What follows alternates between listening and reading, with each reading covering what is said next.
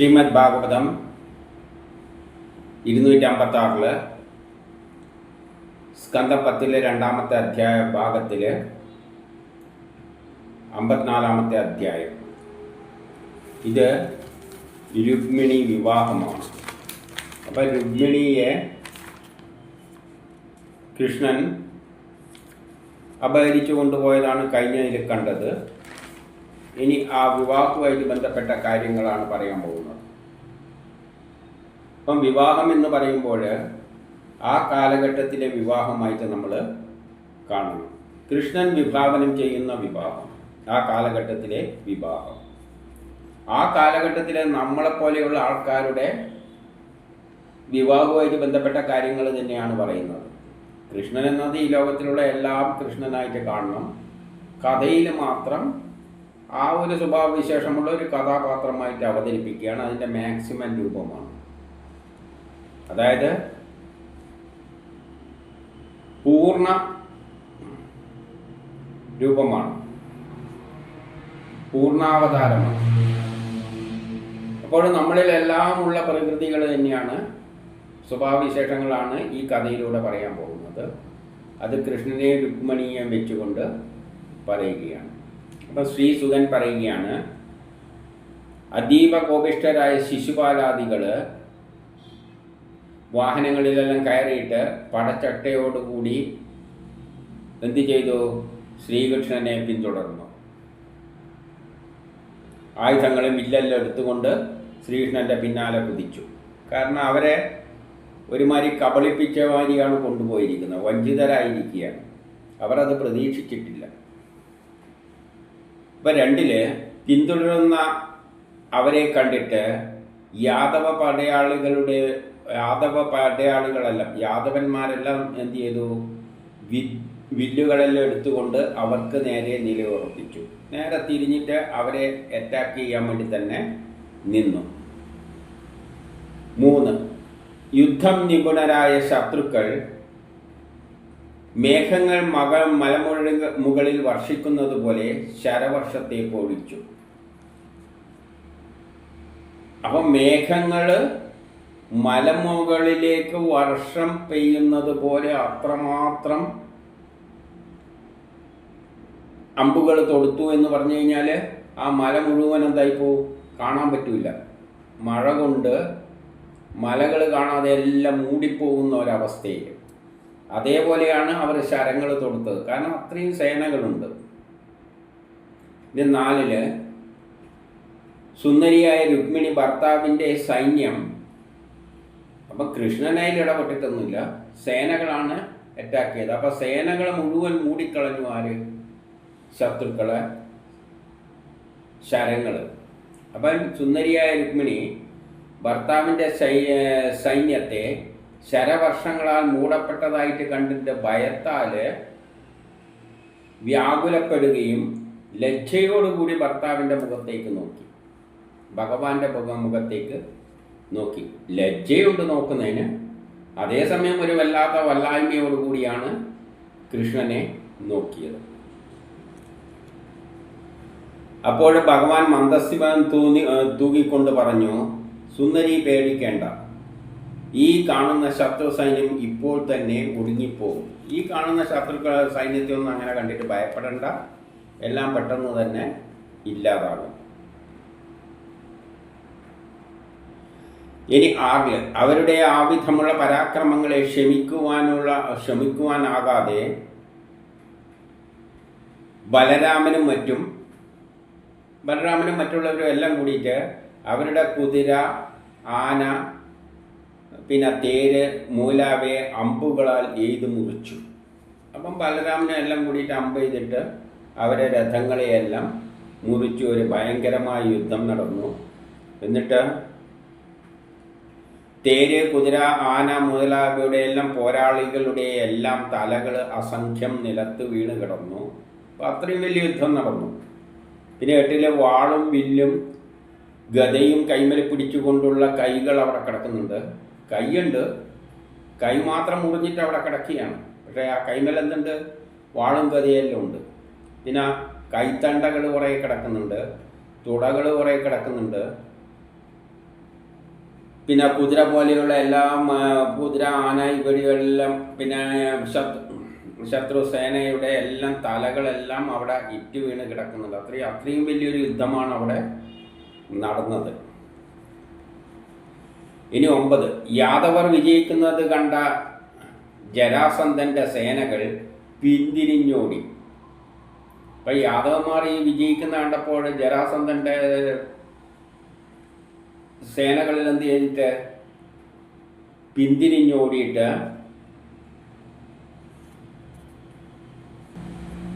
അപഹരിക്കപ്പെട്ട ഭാര്യയോടുകൂടെ പോലെ ഇരിക്കുന്ന ശിശുപാലൻ്റെ മുന്നിൽ ഒരാളുടെ ഭാര്യയെ അപഹരിച്ചു കൊണ്ടുപോയാൽ ഇരിക്കുന്ന അവസ്ഥയുണ്ടല്ലോ, അതുപോലെ ഭാര്യയായിട്ട് വരേണ്ട കക്ഷിയാണ് അപഹരിക്കപ്പെട്ടു പോയത്. അപ്പം അങ്ങനെ ഇരിക്കുന്ന ശിശുപാലൻ്റെ മുമ്പിൽ ഈ പിന്തിരിഞ്ഞ സേനയോടുകൂടി ആരും എത്തിയിട്ടുണ്ട്? ജരാസന്ധനും എത്തിയിട്ടുണ്ട്. പിന്നെ 11, അല്ലയോ വീരപുരുഷ, ഈ മനോവിഷമത്തെ കളഞ്ഞാൽ, എന്നിട്ട് അദ്ദേഹത്തെ ഉപദേശിക്കാൻ വേണ്ടി നിൽക്കുകയാണ്. ശിശുപാലനെ ചെന്ന് കണ്ടിട്ട് പറയുകയാണ്, ഉപദേശിക്കുകയാണ്. എന്തെന്ന്? തത്വജ്ഞാനമാണ് ഉപദേശിക്കുന്നത്. എന്താണത്? അല്ലയോ വീരപുരുഷ, ഈ മനോവിഷമത്തെ കളഞ്ഞാലും ശരീരങ്ങളിൽ സന്തോഷവും സന്താപങ്ങളുടെ സ്ഥിരത ഒരിക്കലും കാണില്ല. ഒരു ശരീരത്തിൽ അല്ലെങ്കിൽ ഒരു മനുഷ്യൻ്റെ കാര്യത്തിൽ എപ്പോഴും സന്തോഷം, എപ്പോഴും സന്താപം അങ്ങനെ ഒരിക്കലും ഉണ്ടാകില്ല. അത് അങ്ങനെ മാറിയും വന്നും കൊണ്ടിരിക്കും. ഒരാൾക്കും അങ്ങനെ സ്ഥിരമായിട്ടൊന്നും ഉണ്ടല്ലോ. അങ്ങനെ അതുകൊണ്ട് ഭയപ്പെടേണ്ട.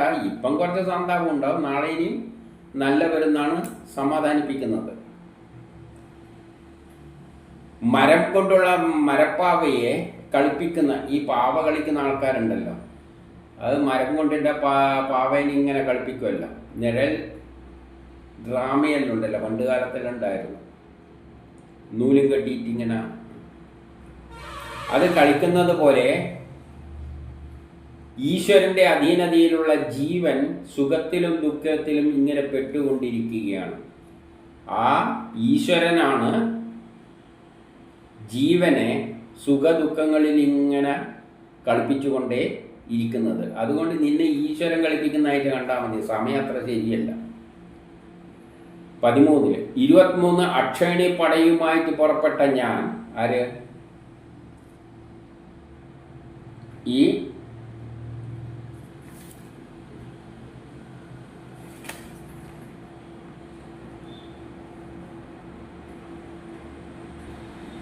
ജരാസന്ധൻ പറയുകയാണ്, ഞാൻ പണ്ട് 23 അക്ഷയണി പടയുകളുമായിട്ട് യുദ്ധത്തിന് പോയിരുന്നു. അങ്ങനെ 17 പ്രാവശ്യം യുദ്ധത്തിൽ ഞാൻ തോൽക്കുകയാണ് ചെയ്തത്. കേവലം ഒരിക്കൽ മാത്രമേ എനിക്ക് ഞാൻ ജയിച്ചിട്ടുള്ളൂ. എങ്കിലും കൂടി ഈശ്വരപ്രേരിതമായ കാലത്താൽ ഈ ലോകം ഓടിക്കപ്പെടുകയാണെന്ന് മനസ്സിലാക്കിയ ഞാൻ, ഈ കാലത്തെ, ഈ ലോകത്തെ മുഴുവൻ ഓടിക്കുന്നത് കാലമാണ്. അത് ഈശ്വരൻ്റെ പ്രേരണയാലാണ്. എന്താണോ ഈശ്വരൻ തീരുമാനിച്ചാൽ അതുപോലെയാണ് ഈ ലോകത്തിലെല്ലാം നടക്കുന്നത്. കാലത്തിനനുസരിച്ച് അങ്ങനെ ജയപരാജയങ്ങളിലൂടെയെല്ലാം ഓരോ മനുഷ്യനെയും തള്ളിക്കൊണ്ട് പോകും. അത് ആ സത്യം മനസ്സിലാക്കിയ ഞാൻ ഒരിക്കലും ദുഃഖിക്കുകയോ സന്തോഷിക്കുകയോ ചെയ്തിട്ടില്ല. ദുഃഖിക്കുന്നതിൽ അർത്ഥമില്ല. ഇടയ്ക്ക് ദുഃഖം വരും, സന്തോഷവും വരും. ഇപ്പം നമ്മൾ നാടകത്തിൽ അഭിനയിക്കുകയാണെങ്കിൽ ചിലപ്പോൾ നമ്മൾ സന്തോഷിക്കാനുള്ള ഭാഗം അഭിനയിക്കും, ദുഃഖിക്കാനുള്ള ഭാഗവും അഭിനയിക്കും. അപ്പോൾ നമുക്ക് പേഴ്സണലായിട്ട് വല്ല ദുഃഖവും സന്തോഷവും ഉണ്ടാവുമോ? ഇല്ല. കാരണം നാടകത്തിൽ അഭിനയിക്കുന്നത് അതുമാതിരി അഭിനയിച്ചാൽ മതി എന്നാണ് ഇവിടെ പറഞ്ഞുകൊണ്ട് വരുന്നത്. വലിയ തത്വജ്ഞാനമാണ്. 15 തുച്ഛ സേനകളോട് കൂടിയവരെങ്കിലും കൃഷ്ണനാൽ സംരക്ഷിതരായ യാദവന്മാർ വീരസേനാനികളായ നമ്മളെ ഇപ്പോഴും തോൽപ്പിച്ചു. അവർ കുറച്ച് സേനയുണ്ടായിട്ടുള്ളൂ, എന്നിട്ടും നമ്മൾ ഇത്രയും വലിയ വീരസേനയുണ്ടായിട്ട് നമ്മൾ ഇപ്പോൾ തോറ്റു. എന്തുകൊണ്ടാണത്? കാലം ഇപ്പോൾക്ക് 16 പറയാണ്, കാലം ഇപ്പോൾ അവർക്ക് അനുകൂലമായിരിക്കുന്നതിനാൽ അവർ ജയിച്ചു. കാലം ഇപ്പോൾ അവർക്ക് അനുകൂലമാണ്, അതുകൊണ്ട് അവർ ജയിച്ചു. കാലം നാളെ നമുക്ക് അനുകൂലമാകുമ്പോൾ നമ്മൾ ജയിക്കും. ഇങ്ങനെ എടുത്തിട്ട് അങ്ങ് കാര്യം നേടിയാൽ മതിയെന്ന് ചിന്തിച്ചാൽ മതിയെന്ന് പറയുകയാണ്. ഈ വിധം സുഹൃത്തുക്കൾ സമാധാനിപ്പിച്ചപ്പോൾ ശിശുപാലൻ അനുചരന്മാരോടുകൂടി ആയുധങ്ങളെല്ലാം എടുത്തുകൊണ്ട് അദ്ദേഹത്തിൻ്റെ രാജധാനിയിലേക്ക് പോയി. കൊല്ലപ്പെടാതെ ശേഷിച്ചിരുന്ന രാജാക്കന്മാരും അവരവരുടെ രാജധാനികളിലേക്ക് പോയി. ബലവാനും കൃഷ്ണവിദ്വേഷിയുമായ രുക്മിയാകട്ടെ, അതായത് ചേട്ടൻ, അവളുടെ സഹോദരൻ, മൂത്ത സഹോദരനാണല്ലോ ശിശുപാലന് കഴിപ്പിച്ചു കൊടുക്കാൻ, അവനാണ് ഏറ്റവും വലിയ വാശി. സഹോദരിയുടെ രാക്ഷസ വിധി പ്രകാരമുള്ള വിവാഹത്തെ പൊറുക്കുവാൻ വയ്യ. അവനിൽ ഇങ്ങനെ പോയത് അയാൾക്ക് പൊറുക്കാൻ പറ്റിയില്ല, സഹോദരന്. അപ്പം ചതുരംഗ സേനയോടുകൂടി അവനെന്ത് ചെയ്തു? കൃഷ്ണനെ പിന്തുടരുന്നു. ആ രുക്മി അത്യന്തം ക്രുദ്ധനായി വില്ലേന്തിക്കൊണ്ട് ഇങ്ങനെ പ്രതിജ്ഞ ചെയ്തു. വില്ലു എടുത്ത് പറഞ്ഞുകൊണ്ട് കൈമേൽ പിടിച്ചുകൊണ്ട് അദ്ദേഹം ഒരു പ്രതിജ്ഞ ചെയ്യുകയാണ്. യുദ്ധത്തിൽ കൃഷ്ണനെ കൊല്ലാതെയും രുക്മിണിയെ വീണ്ടെടുക്കാതെയും ഞാൻ കുണ്ഠിനപുരിയിലേക്ക് കടക്കുകയില്ല. എൻ്റെ ഈ രാജ്യത്തേക്ക് ഞാനിനി വരികയില്ല. ഒന്നിക്ക് വരുന്നുണ്ടെങ്കിൽ കൃഷ്ണനെ കൊല്ലിയും വേണം, രുക്മിണിയെ തിരിച്ച് എടുക്കുകയും വേണം എന്നുള്ള ശപഥവും കൊണ്ടാണ് പുള്ളി പുറപ്പെട്ടത്. 21. ഈ വിധം പറഞ്ഞ് തേരിൽ കയറി സാരഥിയോട് പറഞ്ഞു, എവിടെയാണോ കൃഷ്ണനുള്ളത് അവിടത്തേക്ക് തേര് തെളിക്കുക. കൃഷ്ണൻ എവിടെയാണ് ഉള്ളത് നോക്കി ആ വഴിക്കങ്ങ് വിട്. അവനും ഞാനും തമ്മിൽ പോരാട്ടം നടക്കുവാൻ പോവുകയാണ്. ഇന്ന് ഞാൻ മൂർച്ചയേറിയ അമ്പുകൾ കൊണ്ട് ബുദ്ധി കെട്ട ആ മാടിടയൻ്റെ എന്ന് പറഞ്ഞാൽ അവനെ ഏത് നിലയിലാണ് കാണുന്നത്? കൃഷ്ണനെ കന്നുകാലികളെ മേയിച്ച് കിടക്കുന്നവനെ പോലെയായിട്ട് വമ്പിനെ തീർക്കുന്നതാണ്. അവന് വലിയ അഹങ്കാരമുണ്ട്, ഞാൻ എന്തല്ലോ ആണെന്ന്. അതുകൊണ്ട് ഞാനത് തീർക്കുന്നതാണ്. കാരണം അവൻ എൻ്റെ സഹോദരിയെ ബലാത്കാരേണ അപഹരിച്ചു. അതെനിക്ക് പൊറുക്കാൻ പറ്റില്ല. എന്നിട്ട് 23 തന്നെത്താൻ പുകഴ്ത്തി പറയുന്ന ശ്രീഹരിയുടെ പ്രാമാണ്യത്തെ അറിയാത്തവനായ ആ ദുർബുദ്ധി, അവൻ തന്നെത്താനെ പുകഴ്ത്തുകയാണ്. അദ്ദേഹത്തിന് എന്തറിയില്ല? ഈ കൃഷ്ണൻ അല്ലെങ്കിൽ ഈ ശ്രീഹരിയുടെ മഹാത്മ്യത്തെയൊന്നും അറിയില്ല. അങ്ങനെയുള്ള ദുർബുദ്ധിയാണ് അവൻ. ഒറ്റക്ക് തേരോടിച്ച് ചെന്ന് നില്ല് നില്ല് എന്ന് കൃഷ്ണനോട് പോരിനെ വിളിച്ചു. പിന്നാലെ പോയിട്ടാണ് നില്ല് നില്ല് എന്ന് പറഞ്ഞു. 24 വില്ലിനെ ആൽവി വലിച്ച് കൃഷ്ണനെ എയ്തു. എന്നിട്ട് പറഞ്ഞു, യാദവന്മാരുടെ കുലം കെടുത്തുന്നവനെ, യാദവന്മാരുടെ കുലത്തെ തന്നെ നീ നശിപ്പിക്കാൻ പോവുകയാണ്. സ്വല്പനേരം അവിടെ നിൽക്ക്. എന്തിനു വേണ്ടി? യുദ്ധം ചെയ്യാൻ. ഹവിസിനെ കാക്ക കൊണ്ടുപോകുന്ന പോലെ നമ്മളൊരു ഹവിസ് അർപ്പിക്കുമ്പോൾ അത് കാക്ക എടുത്തുകൊണ്ട് പോകില്ല. അതുപോലെ എൻ്റെ സഹോദരിയെ മോഷ്ടിച്ചിട്ട് എവിടെ കൊണ്ടുപോകുന്നു? നീ എവിടത്തേക്കാണ് ഇത് കൊണ്ടുപോകുന്നത്? എടോ മൂഢ, മായാവിയും കള്ളപ്പോരാളിയുമായ നിന്റെ അഹങ്കാരത്തെ ഞാൻ ഇപ്പോൾ തന്നെ ഒതുക്കുന്നുണ്ട്. ഇനി 26 എൻ്റെ ശരത്താൽ വീണ് കിടക്കാതിരിക്കണമെങ്കിൽ, എൻ്റെ ശരയേറ്റിട്ട് നീ വീണ് കിടക്കാതിരിക്കണമെങ്കിൽ കന്യയെ കൈവിട്ട് കൊണ്ടുപോയിക്കൊള്ളുക. ഈ കന്യകയോടെ ഉപേക്ഷിച്ചിട്ട് പോവുക. കൃഷ്ണൻ ഇത് കേട്ട് ചിരിച്ചുകൊണ്ട് വില്ലെടുത്തിട്ട് 6 അമ്പുകളാൽ രുക്മിയുടെ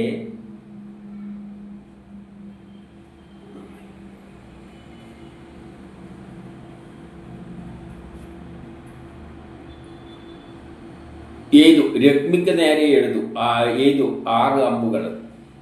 8 അമ്പുകൾ കൊണ്ട് 6 തേർ കുതിരകളെയെല്ലാം അവൻ കൊന്നു. 2 അമ്പുകൾ കൊണ്ട് തേരാളിയെ വധിച്ചു. 3 അമ്പുകൾ കൊണ്ട് കൊടിമരത്തെയെല്ലാം അത് മുറിച്ചു. അവൻ 5 അമ്പുകളാൽ കൃഷ്ണനെ എയ്തു. അപ്പം 6 അമ്പ് രുക്മിക്ക് നേരെ അയച്ചപ്പോൾ അവൻ 5 അമ്പുകൾ കൃഷ്ണൻ്റെ നേരെ അയച്ചു. 25 8 കൃഷ്ണൻ അതിനെയെല്ലാം വില്ലെല്ലാം മുറിച്ചിട്ട്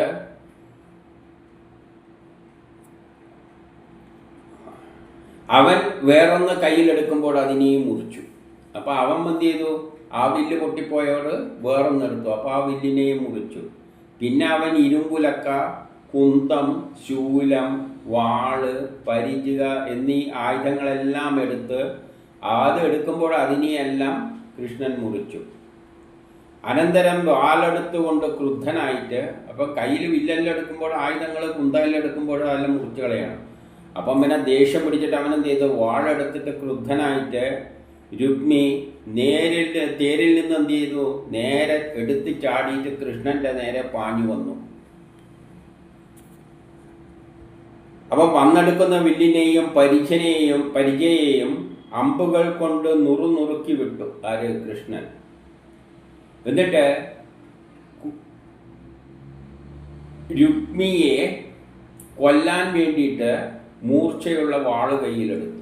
അപ്പം ഇത് കണ്ടപ്പോൾ 32 സഹോദരനെ കൊല്ലുവാൻ വാളെടുക്കുന്നത് കണ്ട് പരവശയായ രുക്മി ദേവി ഭർത്താവിൻ്റെ കാൽക്കൽ വീണിട്ട് ദയനീയമാം വിധം ഇങ്ങനെ പറഞ്ഞു: ഹേ യോഗേശ്വര, ഹേ ദേവദേവ, എൻ്റെ സഹോദരനെ കൊല്ലരുത്. ഇനി 34 ശ്രീസുഖൻ ഭയത്താൽ വിറകൊണ്ട് ശരീരം മുഴുവൻ വിറക്കുന്നുണ്ട്. ആർക്ക്? രുക്മിണിക്ക്.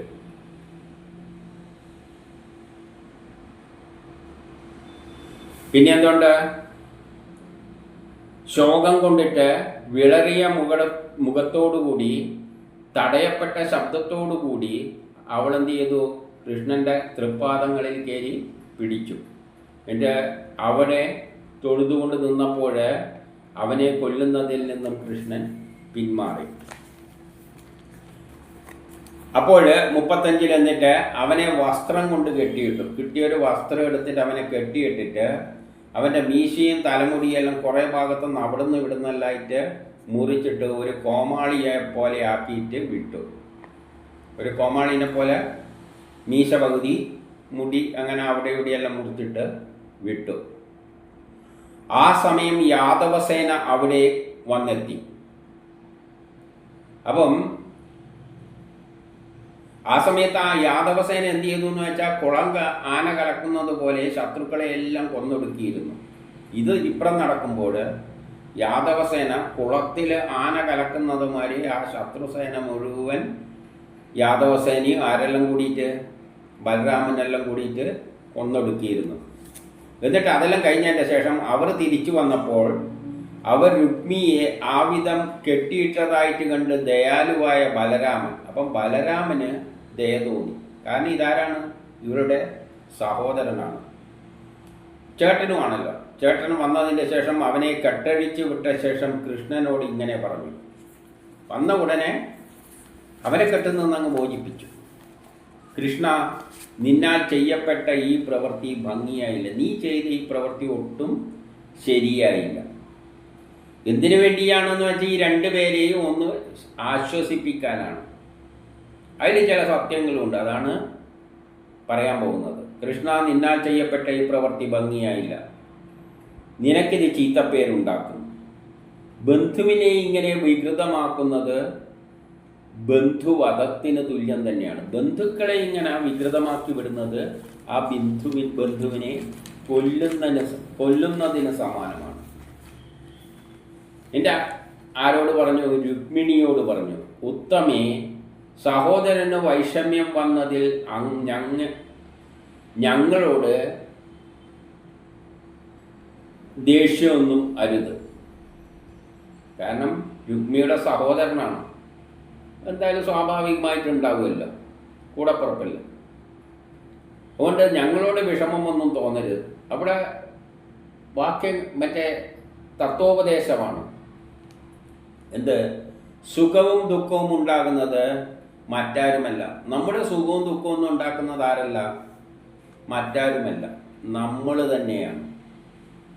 അതൊരു വലിയ സത്യമാണ്. സുഖം ദുഃഖത്തിനെല്ലാം കാരണം നമ്മൾ തന്നെയാണ്. സുഖം നോക്കി നടന്നാൽ ഒരിക്കലും കിട്ടാൻ പോകുന്നില്ല. സുഖം കൊടുക്കാൻ നോക്കിക്കഴിഞ്ഞാൽ ചിലപ്പം തിരിച്ചു കിട്ടും, കൊടുത്തതേ തിരിച്ചു കിട്ടും. സുഖം അങ്ങോട്ട് കൊടുക്കാനുള്ള ചിന്തയായിട്ട് നടന്നു കഴിഞ്ഞാൽ സുഖം തിരിച്ചു കിട്ടും. അങ്ങോട്ട് ദുഃഖം ഉണ്ടാക്കാൻ കൊടുത്തു കഴിഞ്ഞാൽ ഇങ്ങോട്ട് ദുഃഖം കിട്ടും. ഇതാണ് സത്യം. അല്ലാതെ എല്ലാം ഇങ്ങോട്ട് കിട്ടണം എന്ന് പറഞ്ഞാൽ സ്വാർത്ഥമതികളാണ്. ആദ്യം സ്വാർത്ഥത വെടിക്കുക, ദാനം, പ്രേമമായാലും സ്നേഹമായാലും എല്ലാം കൊടുക്കാൻ പഠിക്കുക. അപ്പോൾ തിരിച്ചു കിട്ടും. കൊടുക്കുമ്പോൾ തിരിച്ചു കിട്ടാതിരിക്കില്ലല്ലോ. Every action there is equal and opposite reaction. അതുകൊണ്ട് മനുഷ്യർ സ്വന്തം കർമ്മഫലം തന്നെയാണ് അനുഭവിക്കുന്നത്. അവനുണ്ടായിരിക്കുന്ന കർമ്മഫല ആ തത്വശാസ്ത്രം പറയണ അല്ല, നമ്മളൊന്നും അല്ല ഇവനെ ഉപദ്രവിച്ചിരിക്കുന്നത്, അവൻ്റെ വിധി അങ്ങനെയാണ്. എന്നിട്ട് കൃഷ്ണനെ രണ്ടാളോടും മാറി മാറി പറയുകയാണ്. ഇതിൻ്റെ 39 കൃഷ്ണനോട് പറയുകയാണ്, വധം അർഹിക്കുന്നവനാണെങ്കിൽ അവൻ വധം അർഹിക്കുന്നവൻ തന്നെയാണ്. ബന്ധുവായി തീർന്നവനെ ബന്ധുവായി നീ വധിക്കുന്നത് അർഹിക്കുന്നില്ല. അവൻ നിന്റെ ബന്ധുവായി തീർന്നവനാണ്. അങ്ങനെയുള്ള ബന്ധുവിനെ വധിക്കുന്നത് അർഹിക്കുന്നില്ല. വിട്ടയക്കപ്പെടേണ്ടവനാണ്. തൻ്റേതായ ദോഷത്താൽ കൊല്ലപ്പെട്ട ഇവനെ വീണ്ടും കൊല്ലപ്പെടുന്നതെന്തിന്? തൻ്റേതായ ദോഷത്താൽ അവൻ മരിച്ചു കഴിഞ്ഞു. ഇങ്ങനെയല്ല ഈ അവസ്ഥയിലെത്തുക എന്ന് പറഞ്ഞാൽ മരിച്ചതിന് തുല്യമാണ്. അതുകൊണ്ട് ഇന്നും കൊല്ലുന്നതിൽ അർത്ഥമില്ല. അതുകൊണ്ട് അവനെ വിട്ടയക്കണം. എന്നിട്ട് ബലരാമൻ 40 രുക്മിണിയോട് പറയുകയാണ്, തിരിച്ചവളോട് പറയുകയാണ്, ഏതെങ്കിലും ഒരു കാരണത്താൽ സഹോദരനെ ഹിംസിക്കുവാൻ ഇടവരികയാണെങ്കിൽ അത് ക്ഷത്രിയർക്ക് യോജിച്ചതാണെന്ന് ബ്രഹ്മദേവൻ വിധിച്ചിട്ടുണ്ട്. ക്ഷത്രിയർക്ക് അധർമ്മം ഇല്ലാതാക്കാൻ വേണ്ടിയിട്ട് സഹോദരനെ വധിക്കാമെന്ന് ബ്രഹ്മദേവൻ പറഞ്ഞിട്ടുണ്ട്. ആ തത്വം വെച്ചിട്ടാണ് അർജുനനോട് പറഞ്ഞ് എല്ലാത്തിനെയും അങ്ങ് തട്ടിക്കളാണ്. ഏത് ചില സന്ദർഭങ്ങളിൽ അധർമ്മത്തിനെതിരായിട്ടെല്ലാം പോരാടുമ്പോൾ ക്ഷത്രിയർക്ക് എന്ത് ചെയ്യുക? യുദ്ധത്തിൽ, ശരിയായ യുദ്ധത്തിൽ, ധർമ്മയുദ്ധത്തിൽ അങ്ങോട്ട് സഹോദരനെയും കൊല്ലുന്നതിനൊന്നും കുഴപ്പമൊന്നുമില്ലെന്ന് ബ്രഹ്മദേവൻ പറഞ്ഞു വെച്ചിട്ടുണ്ട്. അങ്ങനെ വന്നതായിട്ട് ഇത് കണ്ടായാലും മതി. അപ്പം തിരിച്ചും മറച്ചും പ്ലേറ്റ് രണ്ടാളെയും തൃപ്തിപ്പെടുത്താൻ വേണ്ടിയിട്ടാണ്, ഒരുമാതിരി പറഞ്ഞ് ഒപ്പിക്കാൻ വേണ്ടിയിട്ടാണ് ഇതിൻ്റെ ഇടക്ക് ആര് ശ്രമിക്കുന്നത്? ബലരാമൻ ശ്രമിക്കുന്നത്. ഇനി 41. പിന്നെ ബലരാമൻ കൃഷ്ണനോടാണ് പറഞ്ഞത്, ഐശ്വര്യമതത്താൽ കണ്ണു കാണാത്ത ദുരഭിമാനിയായ ആൾക്കാര്, ഐശ്വര്യമതത്താൽ കണ്ണു കാണാത്ത ദുരഭിമാനികളായ ആൾക്കാര് രാജ്യഭരണം തലക്ക് പിടിക്കുമ്പോൾ, അല്ലെ രാജാവ്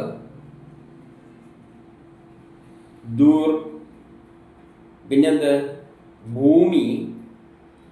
ഭൂമിയുടെ പേരിൽ, ദുരഭിമാനത്തിൻ്റെ പേരിൽ, ധനത്തിൻ്റെ പേരിൽ, സ്ത്രീകളുടെ പേരിൽ, പ്രതാപത്തിൻ്റെ പേരിൽ കയർക്കുന്നത് കാണുന്നുണ്ട്. അപ്പോൾ ഐശ്വര്യമതത്താൽ ഐശ്വര്യം പിടിച്ചിട്ട് തലക്ക് പിടിച്ചവര്, അങ്ങനെ കണ്ണു കാണാതായ ആൾക്കാര് ദുരഭിമാനത്തിൻ്റെ പേരിലും ഭൂമിയുടെ പേരിലും ധനത്തിൻ്റെ പേരിലും സ്ത്രീയുടെ പേരിലും പ്രതാപത്തിൻ്റെ എല്ലാം പേരിൽ ഇങ്ങനെ കയർക്കുന്നത്, മറ്റുള്ളവരോട് കയർക്കുന്നത് കാണുന്നുണ്ട് എന്നതൊരു ലോക നിയമം തന്നെയാണ്. ഇവൻ ദുരഭിമാനിയാണ്, അതുകൊണ്ട് തന്നെയാണ് ഇവനിങ്ങനെ, അതൊരു നേച്ചറാണ്. ദുരഭിമാനികൾ അല്ലെങ്കിൽ ഐശ്വര്യം ചെയ്ത് തലക്ക് പിടിക്കുമ്പോൾ ചിലവർക്ക് എന്തുണ്ടാവും? കണ്ണ് കാണാൻ പറ്റാത്ത അവസ്ഥ വന്നിട്ട് ഇതിൻ്റെ എല്ലാം പേരിൽ ഇങ്ങനെ കാട്ടിക്കൂട്ടുന്നത് ലോകത്ത് കാണുന്ന ഒരു സാധാരണ സംഭവം മാത്രമാണ്. എല്ലാം ലഘൂകരിക്കുവാൻ വേണ്ടിയിട്ട്, ആ ഒരു അന്തരീക്ഷത്തെ ഒന്ന് ശാന്തമാക്കാൻ വേണ്ടിയിട്ടാണ് അങ്ങോട്ട് 2 പേരോടും ഇങ്ങനെ ബലരാമൻ പറയുന്നത്. എന്നിട്ട് പിന്നെ രുക്മിണിയോട്, അപ്പം കൃഷ്ണനോട് പറയും, പിന്നെ ഇവളോടും പറയും. തിരിച്ചും മറിച്ചും എല്ലാം പറയുകയാണ്. ഒരുമാതിരി ആക്കി വെക്കണമല്ലോ, ഒരു എല്ലാ സംഭവമല്ലേ ഇവിടെ നടന്നിരിക്കുന്നത്. സമസ്ത ജീവികളിലും ദ്രോഹബുദ്ധിയോടെ പെരുമാറുന്ന ബന്ധുക്കൾക്ക്, സമസ്ത ജീവികളിലും ദ്രോഹബുദ്ധിയോടെ പെരുമാറുന്ന ബന്ധുക്കൾ, അപ്പം ഇവൻ സമസ്ത ജീവജാലങ്ങൾക്കും ദ്രോഹത്വം ഉണ്ടാക്കുന്ന ബുദ്ധിയോട് കൂടിയവനാണ് നിന്റെ സഹോദരൻ. പെരുമാറുന്ന ബന്ധുക്കൾക്ക് അറിവില്ലാത്തവളെപ്പോലെ നീ ക്ഷേമത്തെ ആശംസിക്കുന്നു. നീ അറിവില്ലാത്തവളെപ്പോലെ, ഇതൊന്നും അറിയാതെയല്ല, നിനക്കറിയാം ഇവൻ്റെ സ്വഭാവം എന്തെല്ലാം. ചേട്ടനെല്ലാം തന്നെ ഇവൻ സമസ്ത ജീവജാലങ്ങൾക്ക് ദ്രോഹം ചെയ്യുന്നവനാണ്. അത് അറിയാത്തവള എന്ന നിലയിലാണ് നീ എന്ത് ചെയ്യുന്നത്? അവനെ ക്ഷേമത്തെ ആഗ്രഹിക്കുന്നത്, അവൻ്റെ ക്ഷേമം ആഗ്രഹിക്കുന്നത്. അത് ആ ബന്ധുവിന് തന്നെ ക്ഷേമകരമല്ല. കാരണം നിന്റെ ഔദാര്യം കൊണ്ട് അവനെ അങ്ങ് വിട്ടു കഴിഞ്ഞാൽ അവൻ പിന്നെയും ഇത് തന്നെയാണ് കാട്ടിക്കൂട്ടുക. അപ്പോൾ ഒരാളെ ശിക്ഷ കൊടുക്കാതെ വിട്ട് കഴിഞ്ഞാൽ പിന്നെ അവൻ ശരിയാവില്ല. ശരിയാണ്ടെങ്കിൽ എന്ത് വേണം?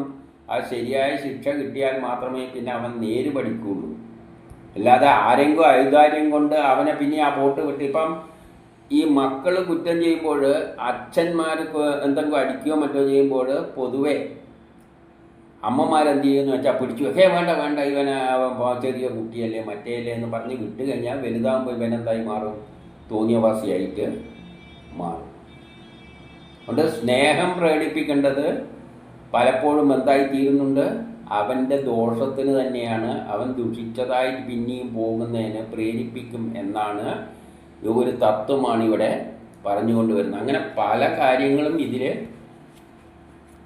പറഞ്ഞുകൊണ്ട് പോവുകയാണ്. പല വിഷയങ്ങളിൻ്റെ അകത്ത് വരുന്നുണ്ട്. സാരോപദേശ രൂപത്തിലുള്ള പല കാര്യങ്ങളിൻ്റെ അകത്ത് ഉണ്ട്. 44. ദേഹത്തിൽ നിന്നും അതീതനായ ദേഹി. ദേഹത്തിൽ നിന്നും അതീതനാണ് ആരാത്മാവ്. ഇനി കുറച്ചും കൂടി ആത്മീയതയിലേക്ക് അങ്ങ് കയറിയാണ്. ഇതുവരെ നാട്ടു അനുസരിച്ചിട്ടുള്ള സാരോപദേശമാണ് കൊടുത്തത്. ഇനി ആത്മീയത്തിലേക്ക് കിടക്കുകയാണ്. ദേഹത്തിൽ നിന്നും അതീതനായ ദേഹി, ഈ ശരീരമല്ല ഞാൻ, ഇതിൻ്റെ അകത്തുള്ള ആത്മാവാണ്.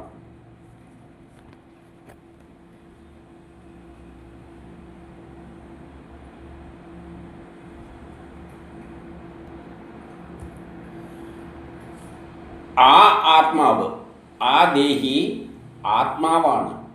അത് എല്ലാറ്റിലുമുള്ളതാണ്. അത് ഒന്ന് തന്നെയാണ്.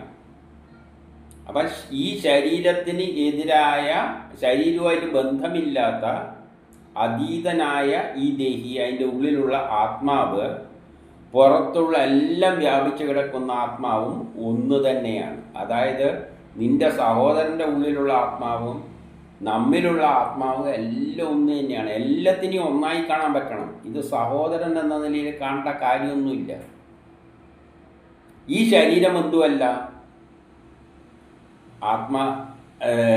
ഞാനും അല്ല, ആത്മാവാണ് പ്രധാനം. ഈ ആത്മാവാണ് ഈ കാണുന്നതെല്ലാം. ആത്മാവിന് ഒരിക്കൽ നാശമില്ല എന്നാണ് ഈ തത്വമാണ് പറഞ്ഞുകൊണ്ട് പോകുന്നത്. വെവ്വേറെ സ്വഭാവത്താൽ അന്തരീക്ഷം എന്ന പോലെ അന്തരീക്ഷത്തിൽ പലതും വെവ്വേറെ സ്വഭാവങ്ങളായിട്ട് നമുക്ക് തോന്നുന്നതാണ്. യഥാർത്ഥത്തിൽ അന്തരീക്ഷം അവിടെയുണ്ടോ? അങ്ങനെ അന്തരീക്ഷമൊന്നും അവിടെയില്ല. അങ്ങോട്ട് പോകുമ്പോൾ അവിടെ നമുക്കിങ്ങനെ അന്തരീക്ഷത്തിലെ ഇത് ആകാശം പോലെ. ആകാശം അവിടെയുണ്ടോ? അന്തരീക്ഷമുണ്ട്. ആകാശം അവിടെയുണ്ടോ? ആ ആകാശം അങ്ങോട്ട് എത്തുമ്പോൾ ഇല്ലാതെയായി പോകും. അപ്പം പലതായിട്ട് വിഭജിച്ചതായിട്ട് നമുക്കുള്ളത് തോന്നലാണ്. ഏതുപോലെ എന്ന വേറൊരുദാഹരണം, ചന്ദ്രൻ്റെ ബിംബം പോലെ. ചന്ദ്രൻ അവിടെയുണ്ട്, അത് ഒന്നേ ഉള്ളൂ. പക്ഷേ എല്ലാ വെള്ളത്തിലും നോക്കിയാലും ചന്ദ്രന്മാരെ കാണാം, അതിൻ്റെ ബിംബം. പക്ഷേ അത് യഥാർത്ഥത്തിലുണ്ടോ? അതുപോലെയാണ്. അതുപോലെ ശരീരം പലതായിട്ട് തോന്നും. അത് അനിയൻ്റെ, ഇത് ഏട്ടൻ്റെ എന്നെല്ലാം തോന്നും. യഥാർത്ഥത്തിൽ അതിലുള്ള ആത്മാവ് എന്താണ്? ഒന്നേ ഉള്ളൂ. 45. പഞ്ചഭൂതങ്ങൾ, പഞ്ചതന്മാത്രകൾ, പഞ്ചേന്ദ്രിയങ്ങൾ എന്നിവയുടെ സ്വരൂപമായി മായയാൽ ജന്മനാശമുള്ള ശരീരത്തെ പരമാത്മാവ് പലതായി തോന്നിപ്പിക്കുന്നതാണ്. യഥാർത്ഥത്തിൽ ആത്മാവ് ഒന്നേ ഉള്ളൂ. അതായത് രുക്മിയുടെ ശരീരത്തിലുള്ള ആത്മാവും ബാക്കി എല്ലാവരുടെയും രുക്മിണിയുടെ ശരീരത്തിലുള്ള ആത്മാവും രുക്മിയുടെ ശരീരത്തിലുള്ള ആത്മാവും എല്ലാം ഒന്ന് തന്നെയാണ്. ശരീരം കൊണ്ട് ഇങ്ങനെ വേർപെട്ടതായിട്ട് തോന്നുന്നതാണ്, കാണുന്നതെല്ലാം ഒന്ന് തന്നെയാണ്, ഒരൊറ്റ ആത്മാവേ ഉള്ളൂ. ബാക്കിയെല്ലാം ഈ പഞ്ചഭൂതങ്ങളെ കൊണ്ടുള്ള ശരീരം വെച്ച് പിടിപ്പിച്ചത് കൊണ്ട് പലതായിട്ട് തോന്നുന്നതാണ്. അതുകൊണ്ട് എന്ത് വേണം? നേത്രത്തിനും രൂപത്തിനും സൂര്യപ്രകാശം കൊണ്ടാണ് പ്രകാശം കിട്ടുന്നത്. നേത്രം വർക്ക് ചെയ്യുന്നതും രൂപം നമ്മൾ കാണുന്നതിനും എല്ലാം പിന്നിലുള്ളത് ഒരൊറ്റ ഈശ്വരനാണ്, ഒറ്റൊരു സൂര്യനാണ്. അതുപോലെ ഈ ദേഹാദികളിൽ ആത്മാവ് പ്രകാശിക്കുന്നു. എല്ലാ ഈ ശരീരങ്ങളും പഞ്ചഭൂതങ്ങളൊക്കെ ഉണ്ടെല്ലാം ഉണ്ടാക്കിയിട്ട് അതിലെല്ലാം ഒരാത്മാവാണ് പ്രകാശിക്കുന്നത്. അതേസമയം ആ ആത്മാവിന് ആ ശരീരവുമായിട്ട് ഒരു ബന്ധവുമില്ല. സൂര്യന് കണ്ണുമായിട്ടോ കാണുന്ന വസ്തുവായിട്ടോ ഒരു ബന്ധം നേരിട്ടില്ല. സൂര്യൻ വേറെ തന്നെയാണ്, പക്ഷെ അതിൻ്റെ തേജസ് കൊണ്ടാണ് നമ്മളിത് ഫങ്ഷൻ ചെയ്യുന്നത്. അതുപോലെ തന്നെ ദേഹാദികളിലുള്ള ആത്മാവാണ് എല്ലാ ദേഹങ്ങളെയും പ്രകാശിപ്പിക്കുന്നത്. പക്ഷേ ആത്മാവിന് ആ ശരീരവുമായിട്ട് ഒരു ബന്ധമില്ല. അപ്പോൾ ശരീരത്തിൻ്റെ ഇതെല്ലാം പഠിച്ചു കളഞ്ഞുകൊണ്ട് ആത്മാവിനൊന്നും പറ്റുന്നില്ല. ആത്മാവിപ്പോഴും ഉണ്ട് എന്നാണ് പറഞ്ഞുകൊണ്ട് വരുന്നത്. ഈ ശരീരം വെറും കാര്യമില്ലാതെ ഒന്നാണ്. അത് ഒരു കുറച്ച് മീശ പോയി എന്ന് വെച്ചിട്ട് വേറെ കാര്യമൊന്നുമില്ല. ജനനം, വളർച്ച എന്നിവ ദേഹത്തിന് മാത്രമാണ്. 47. ഈ ജനനവും മരണവും ഉണ്ടാകുന്നത് ദേഹത്തിന് മാത്രമാണ്, ആത്മാവിനില്ല. ചന്ദ്രകലകൾ ചന്ദ്രൻ്റേതല്ല. ആകാശത്തിങ്ങനെ നോക്കുമ്പോൾ ചന്ദ്രൻ ചെറുതും വലുതുമായിട്ടെല്ലാം കാണുന്ന കലരൂപത്തിൽ കാണും. അത് ചന്ദ്രൻ്റേതല്ല. ചന്ദ്രൻ എങ്ങനെയാണോ ഒരു രൂപം തന്നെയാണുള്ളത്, ഗോളമാണ്. പക്ഷെ നമുക്കത് ചെറിയ ചന്ദ്രൻ, വലിയ ചന്ദ്രൻ, പൂർണ്ണചന്ദ്രൻ ഇങ്ങനെയെല്ലാം തോന്നും.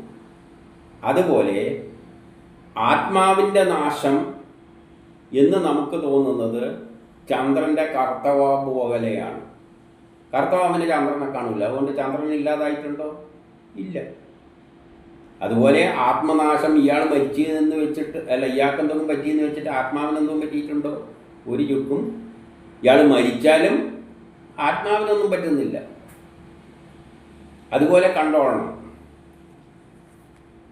കിടന്നുറങ്ങുന്ന 48 കിടന്നുറങ്ങുന്ന ഒരാൾ സ്വപ്നത്തിൽ ദേഹാദി സംബന്ധമായി അനുഭവിക്കുന്നത് പോലെ കിടന്നുറങ്ങുമ്പോൾ നമ്മൾ സ്വപ്നം കാണുമ്പോൾ അവിടെ പോയി ഇവിടെ പോയി എന്നെല്ലാം കാണുന്നുണ്ട്. അത് ഈ ശരീരമായിട്ട് എന്തെങ്കിലും ബന്ധമുണ്ടോ? ഒരു ബന്ധവുമില്ല. അതുപോലെ തന്നെയാണ് അജ്ഞാനത്താൽ സംസാരത്തെ അനുഭവിക്കുന്നത്. അജ്ഞാനം കൊണ്ടാണ് നമുക്ക് അവനുണ്ട്, അവൻ്റെ മുടി പോയി ഇതെല്ലാം തോന്നുന്നത്. യഥാർത്ഥത്തിൽ അവനല്ല, അവൻ ആ കാണുന്നതല്ല, അതിൻ്റെ ഉള്ളിലുള്ള ആത്മാവാണ്. നിഷ്കളങ്ക മന്ദസ്മിതം തൂകുന്നവളെ 49. ഇതെല്ലാം പറഞ്ഞിട്ട് അവളെ മുഖത്ത് നോക്കിയപ്പോൾ അവളൊരു ചെറിയ മന്ദസ്മിതം, അവളെ മുഖത്തൊരു ചെറിയ മന്ദസ്മിതം വന്നപ്പോൾ അവളോട് പറയുകയാണ്, അജ്ഞാനത്താൽ സ്വബോധക്ഷയം ഉണ്ടാക്കുന്ന ദുഃഖത്തെ ആത്മതത്വത്താൽ അകറ്റിക്കളഞ്ഞ് ശാന്തയാവുക. അജ്ഞാനം കൊണ്ടാണ് ഈ സ്വബോധക്ഷയം, ബോധത്തിന് ക്ഷയം സംഭവിക്കുന്നത്, ഇങ്ങനെ പരവശയലായിട്ട് തീരുന്നത്. അതുകൊണ്ടാണ് ദുഃഖങ്ങൾ ഉണ്ടാകുന്നത്. അത് അജ്ഞാനം കൊണ്ടാണ്. അജ്ഞാനം കൊണ്ട് ബോധം നശിക്കും, ദുഃഖവും ഉണ്ടാകും. അതുകൊണ്ട് ആത്മതത്വം, ഈ ആത്മതത്വം മനസ്സിലാക്കിയിട്ട് ഈ ശരീരമൊന്നുമല്ല ഞാൻ തന്നെയാണ് അവനും, അവൻ തന്നെയാണ് ഞാനും, അവൻ എന്ന് പറയുന്നത് ആ ശരീരമല്ല, ഞാൻ എന്ന് പറയുന്നത് ഈ ശരീരമല്ല, യഥാർത്ഥത്തിൽ ആത്മാവാണ്, ആത്മാവിൻ്റെ നാശമില്ല. ഈ കാര്യമെല്ലാം മനസ്സിലാക്കിയിട്ട് ആത്മതത്വത്താൽ അകറ്റിക്കളയണം. ഇതിനെ ഈ ദുഃഖത്തെയെല്ലാം അകറ്റിയിട്ട് ശാന്തയാവുക. ഇതാണ് ഉപദേശം കൊടുത്തത്. എൻ്റെ 50 ശ്രീ ശുഗൻ പറയുകയാണ്, ഈ പ്രകാരം ബലഭദ്രൻ ഉപദേശിക്കപ്പെട്ട സുകുമാരി മനസ്സിലുള്ള വന്നായ്മകളെയെല്ലാം ദൂരെ കളഞ്ഞിട്ട് വിവേകം കൊണ്ട് മനസ്സിനെ സമാധാനിപ്പിച്ചു. വിവേകം ഉദിച്ച് മനസ്സിന് സമാധാനം ആയി. 51 ശത്രുക്കളാൽ നശിക്കപ്പെട്ട സേനയോടും തേജസ്സോടും കൂടിയവനായും. അപ്പോൾ രുക്മിയുടെ സേനയെല്ലാം നഷ്ടപ്പെട്ടു പോയി യുദ്ധത്തിൽ. പിന്നെന്താ, തേജസ്സും നഷ്ടപ്പെട്ടു, ജീവൻ മാത്രം അവശേഷിച്ചിട്ടുണ്ട് ഇപ്പോൾ, പക്ഷേ വിട്ടയക്കപ്പെട്ടിരിക്കുകയാണ്. അങ്ങനെയുള്ള രുക്മി തനിക്ക് വൈരൂപ്യം സംഭവിച്ചിരിക്കുകയാണ്. രൂപയിലൊരു പ്രത്യേക രൂപത്തിലായി പോയല്ലോ. ഇതും കൊണ്ട് ഇനി ആളെ മുമ്പിൽ പോകാൻ പറ്റില്ലല്ലോ. അതുകൊണ്ട് അദ്ദേഹത്തിന് താമസിക്കാനായിട്ട് ഭോജകടം എന്ന ഒരു പേരിൽ തനിക്ക് താമസിക്കാൻ വേണ്ടി ഒരു നഗരം അദ്ദേഹം ഉണ്ടാക്കിയെടുത്തു എന്ന് പറയുകയാണ്. അവിടെ താമസിക്കാൻ കാരണം എന്താണ്? അതിന് വേറൊരു കാര്യമുണ്ട്. ഒന്ന്, വിരൂപനായി. രണ്ടാമത്തത് 52 പറയുന്നു, ദുർബുദ്ധിയായ കൃഷ്ണനെയും വധിച്ചിട്ട് സഹോദരിയെ വീണ്ടെടുത്തിട്ട് മാത്രമേ ഇനി കണ്ഠിനപുറത്തേക്ക് പോവുകയുള്ളൂ എന്ന് അന്ന് പ്രതിജ്ഞ എടുത്തിട്ടുണ്ടായിരുന്നു. അതിനാലാണ് അവിടെ താമസിക്കാൻ തീരുമാനിച്ചത്. ശ്രീകൃഷ്ണൻ ഈ വിധം ശത്രു രാജാക്കന്മാരെയെല്ലാം തോൽപ്പിച്ച് രുക്മിണിയെ ദ്വാരകയിലേക്ക് കൊണ്ടുവന്ന് വിധിപ്രകാരം വിവാഹം ചെയ്തു. ആ സമയം ദ്വാരകയിൽ ശ്രീകൃഷ്ണനാൽ ആരാധിതരായ ഓരോ കുടുംബത്തിലും ഉത്സവാഘോഷമുണ്ടായി. അപ്പോൾ ഈ കൃഷ്ണനെ ആരാധിക്കുന്നവരാണ് ആ രാജ്യത്തിലുള്ള എല്ലാ കുടുംബക്കാരും. ആ കുടുംബക്കാരുടെ വീട്ടിലെല്ലാമാണ് ആഘോഷം എന്ന് പറയുന്നത്. എന്താണത്? യഥാർത്ഥത്തിൽ വസുദേവ കുടുംബം എന്നൊരു ആശയമാണ് അവിടെ പറയുന്നത്. കൃഷ്ണൻ്റെ ഒരു കുടുംബത്തിലെ ഒരു ആഘോഷമുണ്ടെങ്കിൽ അത് എല്ലാവരുടെയും ആഘോഷമാണ്. അവിടെയെല്ലാം കൊടി തോരണങ്ങൾ തൂക്കുകയാണ്.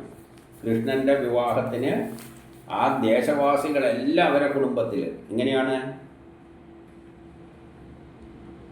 55, 56 തുടച്ച് വൃത്തിയാക്കിയ ആഭരണങ്ങൾ, എല്ലാവരും തുടച്ച് വൃത്തിയാക്കിയ ആഭരണങ്ങളെല്ലാം ധരിച്ച് ആഹ്ലാദത്തോടുകൂടി പുരുഷന്മാരും സ്ത്രീകളും വിശേഷപ്പെട്ട വസ്ത്രങ്ങളെല്ലാം ധരിച്ചിട്ട് എല്ലാ വീട്ടുകാരും ആ ദേശത്തിലുള്ള എല്ലാവരും വിശേഷ വസ്ത്രങ്ങളെല്ലാം ധരിച്ചിട്ട് വധൂവരന്മാർക്ക് എന്തു ചെയ്തു? പാരിതോഷികങ്ങൾ കൊടുത്തു. കാരണം ഒരു കുടുംബമായിട്ടാണ് താമസിക്കുന്നത്, എല്ലാവരും ഒരു കുടുംബമാണ്. ഓരോ വീട്ടിലും മാലകൾ, പിന്നെയോ വസ്ത്രങ്ങളെ കൊണ്ട് അലങ്കരിക്കുക, തോരണങ്ങളെ കൊണ്ട് അലങ്കരിക്കുക, പിന്നെ പൂർണ്ണകുംഭം, ധൂപങ്ങൾ, വിളക്കുകൾ എന്നിവയെല്ലാം ദ്വാരകാ നഗരത്തെ ഒരു വല്ലാത്ത അവസ്ഥയിലേക്ക് പ്രശോഭിപ്പിച്ചു എന്ന് പറയുകയാണ്. ആ ദ്വാരകാ ദേശത്ത് വാസികൾ മുഴുവൻ അവരുടെ വീടുകളെല്ലാം അലങ്കരിച്ചു.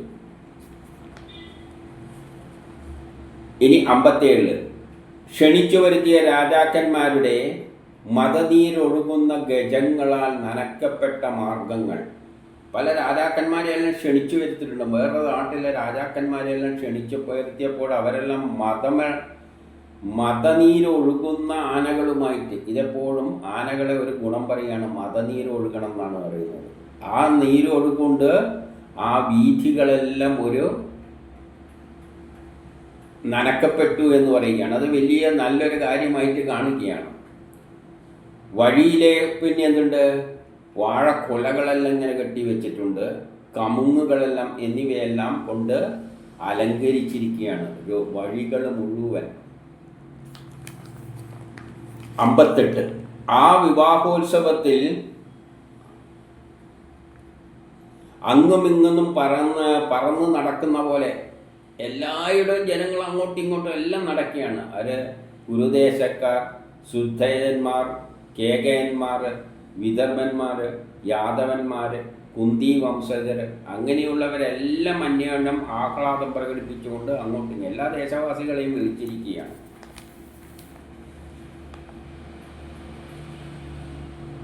അവിടെ രുക്മിണിഹരണ ചരിത്രങ്ങളെ പാടിപ്പുകഴ്ത്തിക്കൊണ്ട് 59 എൻ്റെ എല്ലായിടത്തും ജനങ്ങൾ ഈ രുക്മിണി ഹരണം, അതായത് അപഹരിച്ച കഥകളെങ്ങനെ ചരിത്രം പാടിപ്പുകഴ്ത്തിക്കൊണ്ടിരിക്കുകയാണ്. കാരണം നാട്ടിലുള്ള സംസാര വിഷയം മുഴുവൻ എന്താണ്? ഈ അപഹരണത്തെ പറ്റിയാണ്.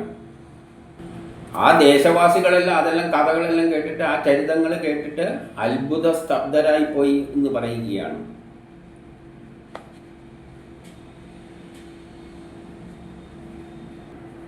അങ്ങനെ അവിടെ രുക്മിണിയോടുകൂടി ശ്രീകൃഷ്ണൻ ദ്വാരകയിൽ ഇരിക്കുന്നത് കണ്ട് അവിടുത്തെ ദേശവാസികൾക്കെല്ലാം വളരെയധികം ആനന്ദം ഉണ്ടായി, രണ്ടുപേരും ചേർന്നിരിക്കുന്നത് കണ്ട്.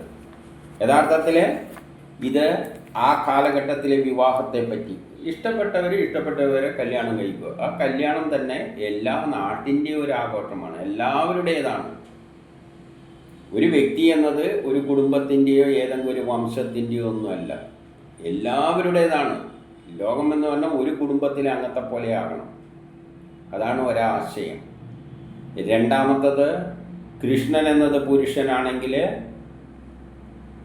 ഈ രുക്മിണി എന്നത് പ്രകൃതിയാണ്, അല്ലെ വ്യവസ്ഥിതിയാണ്. ഒരു പ്രതീയ വ്യവസ്ഥിതിയെയാണ് ആ ദേശവാസികൾ സ്വീകരിച്ചിരിക്കുന്നത്.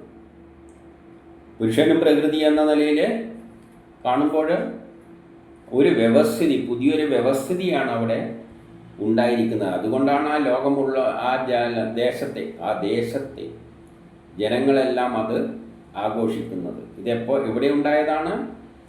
കൊളോണിയലിസത്തിന് ശേഷം ലോകം രണ്ടായിത്തിരിക്കുകയും ഒരു ഭാഗത്ത് ഒരു നല്ലൊരു വ്യവസ്ഥിതി ഉണ്ടാവുകയും ചെയ്തിട്ടുണ്ട്.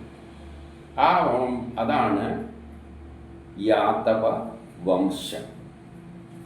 ഇനി അടുത്തതിലേക്ക്